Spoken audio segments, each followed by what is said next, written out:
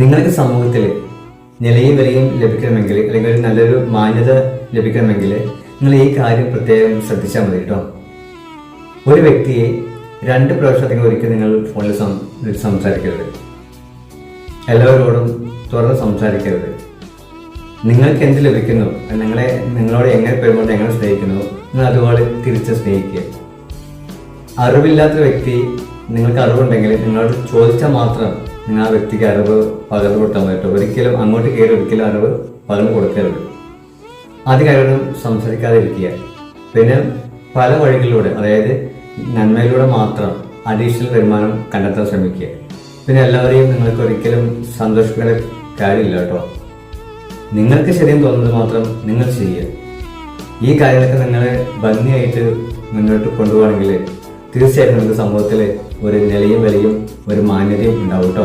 അതോടൊപ്പം നിങ്ങളൊരു കാര്യം ചെയ്യാനായിട്ട് ഇറങ്ങിത്തിരിക്കുമ്പോൾ ഒരിക്കലും നിങ്ങളത് രണ്ടാമത്തെ ഒരാൾ നിങ്ങൾ ഒരിക്കലും പറയാൻ പാടില്ല കേട്ടോ.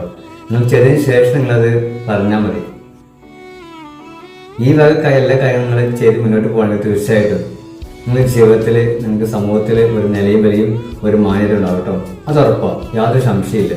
നിങ്ങൾ വേണമെങ്കിൽ ഒന്ന് ചെയ്ത് നോക്കിക്കോ.